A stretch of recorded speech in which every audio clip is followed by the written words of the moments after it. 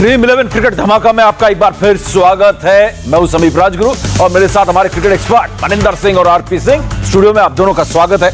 लेकिन इससे पहले कि हम अब थोड़ी देर में होने वाले मुकाबले की बात करें, उससे पहले हम बात करेंगे इस मुकाबले की जहां पर पंजाब किंग्स ने वाकई में बड़ा जबरदस्त धमाका किया और उसमें भी एक खिलाड़ी जिसका नाम है केएल राहुल। 528 रन हो चुके हैं उनके इस आईपीएल में और अब ऑरेंज कैप भी उनके सर पर सज रही है और बड़ी तगड़ी एक जंग देखने को मिल रही है। यहाँ पर ऋतुराज गायकवाड़ एक युवा खिलाड़ी और तीसरे नंबर पर शिखर धवन। क्या कमाल की बात है, तीनों हिंदुस्तानी खिलाड़ी 500 के पार और ऑरेंज कैप की जंग। लेकिन वो बात की बात है, अभी फिलहाल 134 रन बनाए सीएसके ने पहले बल्लेबाजी करते हुए और पंजाब किंग्स ने तो कमाल ही कर दिया। 13 ओवर में 139 रन 4 विकेट के नुकसान पर बनाए। क्या ताबड़तोड़ बल्लेबाजी यहां पर देखने को मिली केएल राहुल की। 98 रन 98, 42 गेंदों में 7 चौके और 8 छक्के। अमूमन ये उल्टा होता है अक्सर कि आप देखते हैं कि चौके जो होते हैं वो छक्कों से ज्यादा होते हैं, लेकिन केएल राहुल की पारी में तो छक्के जो है वो चौकों से ज्यादा है। मनिंदर पाजी यहां पर मैच देख रहे थे और आरपी भी देख रहे थे और लगातार एक ही खिलाड़ी की बात हो रही थी, केएल राहुल की। जिस तरीके से वो गेंदबाजों की धुलाई कर रहे थे, मन्ने पाजी क्या पारी खेली आज केएल राहुल ने। बिल्कुल, ये उनका खेलने का अंदाज ही है। बेसिकली मुझे पता नहीं कि वो रोल्स रिवर्स क्यों हो गए थे जब मयंक अग्रवाल के साथ खेल रहे थे, क्योंकि ये आराम से खेल रहे थे और मयंक अग्रवाल अटैकिंग क्रिकेट खेल रहे थे। लेकिन आज कुछ और सोच के आए थे, क्योंकि मयंक अग्रवाल आराम से खेल रहे थे और ये अटैकिंग क्रिकेट खेल रहे थे। लेकिन जब इनको हेलमेट पर लगी हेजलवुड की बॉल, उसके बाद तो इन्होंने बिल्कुल गियर ही बदल दिया। इन्होंने पीछे मुड़ के देखा ही नहीं और जो इनिंग्स खेली है इसी अंदाज में इनको बैटिंग करनी चाहिए बेसिकली, क्योंकि यही इनका अंदाज है बैटिंग करने का और इसी वजह से इंडियन टीम में आए थे। सो इसको, ये जो इनका खेलने का तरीका है, इसको न छोड़ें। बिल्कुल आरपी, एक छोटी सी प्रतिक्रिया आपसे हो जाए। 100 मीटर लंबे छक्के आज केएल राहुल के बल्ले से। लगभग सारे जो 6 रन बनाए 100 मीटर लंबे छक्के थे यहाँ पर। आज मैं ऐसा कहता हूँ ना कि दीपक चहर को अगर कोई अटैक करेगा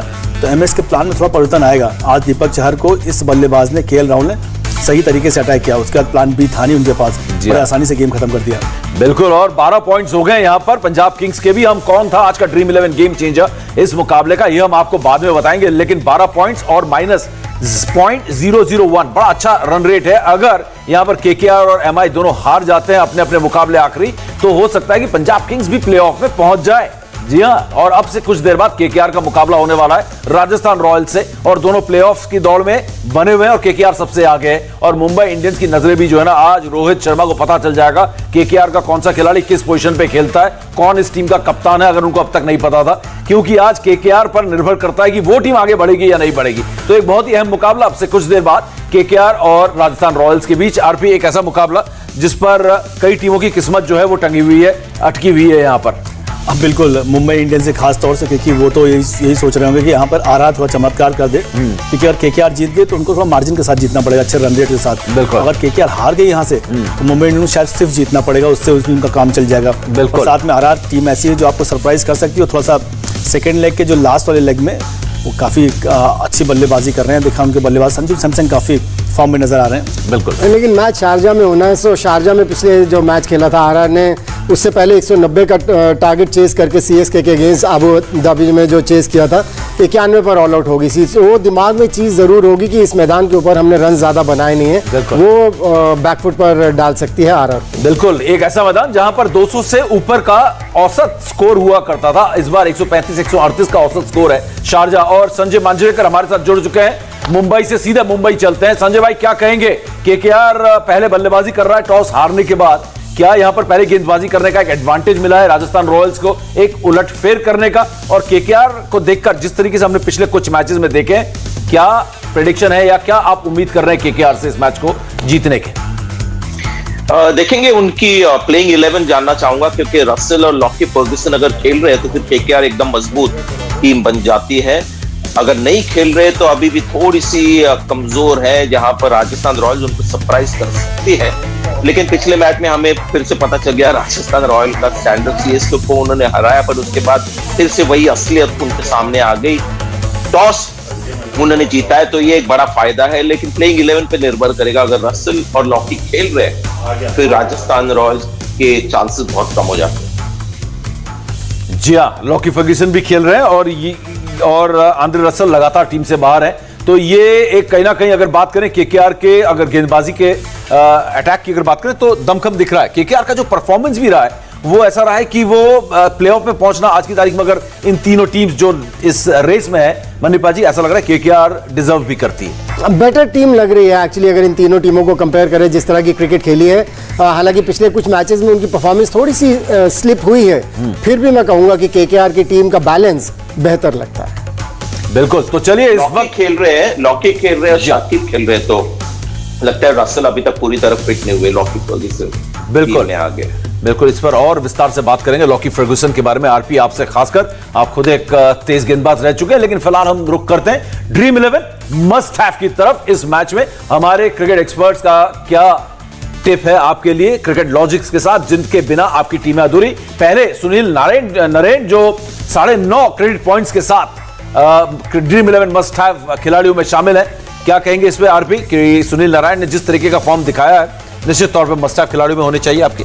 नहीं, एक्शन बदलने के बाद भी उनकी गेंदबाजी में वो धार है। हमें लगा था एक बार कि शायद जब से इनका एक्शन बदला है वो धार देखने को नहीं मिला, क्योंकि कुछ वेरिएशंस कम हो गए इनकी गेंदबाजी में। तो एक्सपीरियंस प्लेयर है, इनको पता है कहाँ गेंदबाजी करनी है और रणनीति अच्छी बना के आते हैं, क्योंकि इनको पता है कि किस बल्लेबाज क्लब पे हम क्या गेंदबाजी कर सकते हैं और एक्यूरेसी रहती है गेंदबाजी में। मैं बस थोड़ा चाहता हूँ कि थोड़ा बल्ले से भी करामात दिखाएं, ये मस्ट हैव तो ही है। बिल्कुल, और ड्रीम 11 मस्ट हैव नंबर 2 की तरफ भी हम चलेंगे, लेकिन यहाँ पर फिलहाल हम इंतजार कर रहे हैं और ये रहे ड्रीम 11 मस्ट हैव नंबर 2। और इसमें मनीपा जी राहुल त्रिपाठी, इस खिलाड़ी ने तो बड़ा प्रभावित किया है और थोड़ा एक्सपीरियंस भी हो गया 4-5 साल का, तो उसका भी फायदा अब इनको मिलने लगा है। बिल्कुल प्रभावित तो किया है, लेकिन कंसिस्टेंसी नहीं दिखाई है, जो कि हम देखना चाहते हैं, क्योंकि कंसिस्टेंसी दिखाएंगे तो कॉन्फिडेंस बढ़ता है जब आप ऐसे खिलाड़ी को देखें। पर अदरवाइज देखें तो इतना इफेक्टिव रहते हैं कि जब इनिंग्स खेलते हैं तो फिर अपनी टीम को पार लगा देते हैं। बिल्कुल सही बात है। चलिए अब चलते हैं तीसरे ड्रीम 11 मस्ट हैव की तरफ, और तीसरे ड्रीम 11 मस्ट हैव है वरुण चक्रवर्ती। वो मिस्ट्री गेंदबाज, रहस्यमयी गेंद डालते हैं, लेकिन इनकी फिटनेस को लेकर सवाल है। बोलते हैं जब आराम कर रहे हैं, जब खेल नहीं रहे तो घुटने में दर्द हो रहा है, उस बारे में हम बाद में बात करेंगे। लेकिन संजय भाई, ये खिलाड़ी ऐसा है जो हमेशा अच्छा प्रदर्शन कर रहा है और अपनी टीम की जीत में बहुत अहम भूमिका निभा रहा है। जी हाँ, गेम चेंजर है, बिल्कुल तगड़े प्लेयर है। पिछले 1-2 मैच से थोड़े से ठंडे है। जब शुरुआत हुई यूएई लेग में बहुत सारे विकेट निकाल रहे थे और सुनील नारायण उनको थोड़ा सा ओवर शैडो कर रहे हैं पिछले 1-2 मैचेस में, लेकिन बहुत ही तगड़े प्लेयर है, एक्स फैक्टर टीम पे। बिल्कुल बिल्कुल, ये अगले हम एक्स फैक्टर की तरफ चलते हैं। ये मस्ट हैव के साथ साथ संजय भाई का कहना है कि एक्स फैक्टर लेवल के खिलाड़ी हैं, लेकिन ड्रीम 11 एक्स फैक्टर कौन है? ड्रीम 11 एक्स फैक्टर नंबर 1 है वेंकटेश अय्यर, 9.5 क्रेडिट पॉइंट के साथ। चलिए बल्लेबाज हैं तो बल्लेबाज से पूछ लेते हैं। संजय भाई, आप ही से दाग देते हैं सवाल, ये एक एक्स फैक्टर खिलाड़ी? जी हाँ, लेकिन पिछले मैच में थोड़े से धीमे खेले, अंडर प्रेशर आए, आउट हुए। अब हमें उनकी मानसिकता, उनका टेम्परमेंट पता चलेगा कि इस मैच में फिर से वही वेंकटेश अय्यर हमको देखने को मिल रहे हैं जो फ्री स्पिरिट में खेलते हैं। बहुत ही टैलेंटेड प्लेयर है, बहुत ही एक बड़े प्रॉस्पेक्ट है इंडिया के लिए, लेकिन आज देखने में मजा आएगा। प्रेशर गेम भी है और पिछले मैच में फेल होके इस मैच में कैसे खेलते जी। एक छोटी सी बात मैं ऐड करना चाहता हूं कि जब कोई खिलाड़ी नया आता है ना, वो अपने शॉट्स खेलता है, अपने अंदाज में खेलता है, क्योंकि उस समय उसको डर नहीं होता। लेकिन जब बनाने शुरू कर देते हैं रन, जब उनसे एक्सपेक्टेशंस होती है, मेरे ख्याल से संजय भी उसी बात को रेफर कर रहे हैं, वो जो प्रेशर आता है ना, उसको फिर कैसे हैंडल करते हैं वो देखने वाली बात होती है। क्योंकि पहले 2 इनिंग्स खेली थी बेहतरीन, लेकिन उसके बाद फिर ढीले होते चले जा रहे हैं। सो वो बात नहीं दिख रही जो पहले 2 मैचेस में दिख रही थी। अब उनका कैरेक्टर पता चलेगा। बिल्कुल, कैरेक्टर टेस्ट होगा एक्स फैक्टर खिलाड़ियों में, इसलिए क्योंकि उन्होंने जो प्रदर्शन किया उसके दम पर वो ड्रीम 11 एक्स फैक्टर की कैटेगरी में आ जाते हैं। लेकिन दूसरे ड्रीम 11 एक्स फैक्टर की अगर बात करें तो ये खिलाड़ी लगातार कंसिस्टेंट अच्छी गेंदबाजी कर रहा है। एक तो लॉकी फर्ग्यूसन है केकेआर की तरफ, और जिसके बारे में हम जरूर बात करेंगे शो में। लेकिन ड्रीम 11 एक्स फैक्टर नंबर 2 में चेतन सखारिया।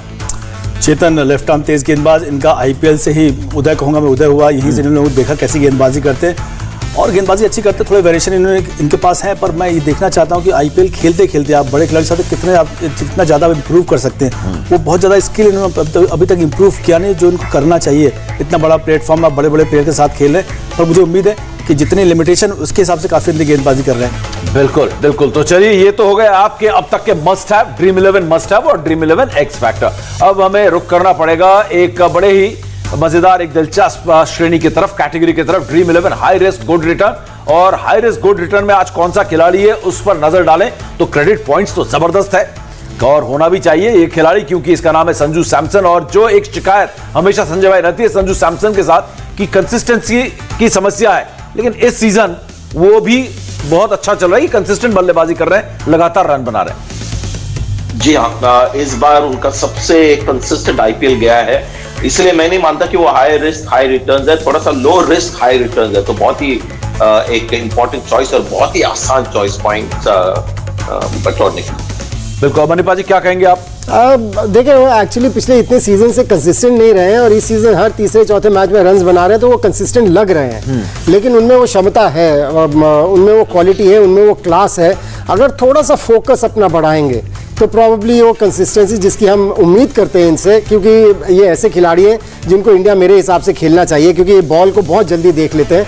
वो कंसिस्टेंसी अगर जो हम चाहते हैं इंडिया खेले उसके लिए चाहिए, वो अभी भी मुझे लगता है थोड़ा सा उससे दूर है। बिल्कुल। और साथ में शायद आप आरपी कुछ बोलना चाहते हैं, उसको उसमें मैं ऐड भी कर दूं, जोड़ दूं कि मुझे ऐसा लगा है कि थोड़ी जिम्मेदारियां ज्यादा लेनी शुरू की है। बिल्कुल, मानसिकता थोड़ा बदली इनकी, जब से कप्तान बने थोड़ा जिम्मेदारी ज्यादा ले रहे हैं और अपने, क्योंकि कप्तान भी ना आपका बेस्ट प्लेयर हो सबसे अच्छा रहता, तो थोड़ा सा आराम से खेलते हैं। शॉट्स बहुत हैं इनके सारे, इस साल उन्होंने अच्छा परफॉर्मेंस किया, हमेशा इनकी प्रतिभा को देखते हुए इनको कप्तान बनाया गया और ये कप्तानी में थोड़ा भार इनकी सबसे पड़ा है, जो थोड़ा बेटर परफॉर्म करके आ रहे हैं। बिल्कुल। और इस सीजन खासकर हमने देखा है संजू सैमसन में वो जिम्मेदारी और ठहराव जो कहते हैं ना, वो देखने को मिला है पिछले कुछ पारियों में खासकर। तो चलिए ड्रीम 11 की अगली कैटेगरी की तरफ रुख करते हैं और अगली कैटेगरी है कैप्टन वाइस कैप्टन की। और कैप्टन वाइस कैप्टन में वही खिलाड़ी अमूमन होते हैं जो आपके मस्टैक होते हैं। तो ये आपके ड्रीम 11 के कप्तान उप कप्तान की श्रेणियों में खिलाड़ी। और पहले हम चलते हैं संजय भाई के पास, एक बार फिर सीधा मुंबई हमारी उड़ान जाएगी और आपको बताएंगे,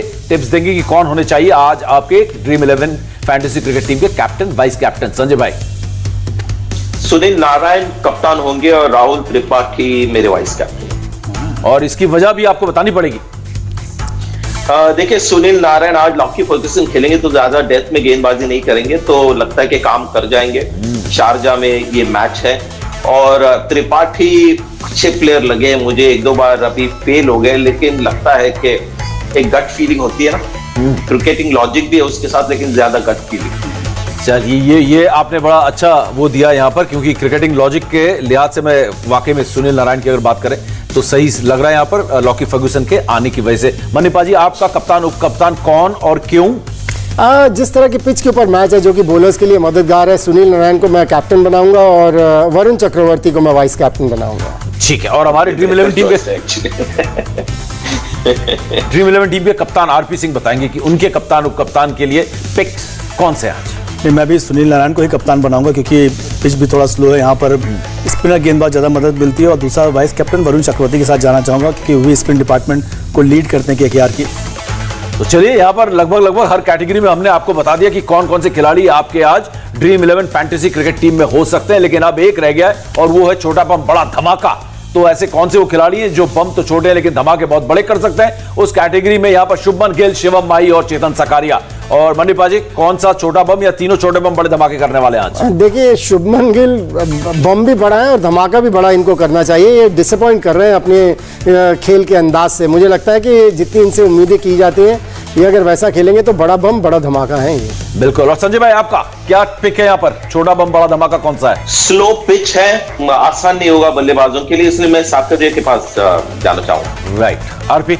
वैसे तो तीनों बहुत अच्छे प्लेयर हैं, पर जो संजय भाई ने बोला पिच स्लो है, तो मैं चेतन सकारिया के साथ जाऊंगा। बैट्समैन के लिए थोड़ा मुश्किल हो सकता है। बिल्कुल। तो अब बात करते हैं आज दिन में जो पहला मुकाबला हुआ 3:30 बजे शुरू, उसमें तो वाकई में धमाकेदार क्रिकेट देखने को मिली। पहले तो चेन्नई सुपर किंग्स टाइटन फिस हो गई, फिसलती निकली, सिर्फ 134 रन बनाए 6 विकेट के नुकसान पर। धोनी एक बार फिर फ्लॉप हो गए, लेकिन इस बल्लेबाज ने जो कमाल की पारी खेली, 42 गेंदों में 98 रन की, 2 रनों से अपना सेंचुरी चूक गए। और ये है आज के dream 11 game changer KL Rahul. और जाते जाते एक छोटी सी प्रतिक्रिया, आरपी, आपकी जो गेंदबाजों की आज पिटाई हुई है, उनका हौसला पस्त हो गया होगा। बिल्कुल, पूरी तरीके से हौसला पस्त कर दिया और खासतौर से दीपक चाहर के पीछे पड़ गए थे। जी हाँ। बड़े बड़े शॉट लगा रहे थे, एक गेंद जब सर पे लगा और उसका थोड़ा अलग रूप में दिखाई दिया केएल राहुल। शॉट भी जो मार रहे थे समीप को, ग्राउंड में फर्स्ट ईयर सेकंड ईयर पे जाके गिर रही थी। बिल्कुल। अब उम्मीद यही है कि जो दीपक चहर है या फिर हिंदुस्तान के लिए खेलने वाले हैं, उनका हौसला जो है जल्दी से वापस आ जाए, वरना ऐसी मार खाने के बाद हौसला वाकई में पस्त हो जाता है। फिलहाल संजय भाई, आपका, मनीपा जी आपका, आरपी बहुत बहुत शुक्रिया। इंडिया टीवी हर वक्त हर जगह डाउनलोड करने के लिए सर्च करें India TV news Google play store या ऐप स्टोर पर।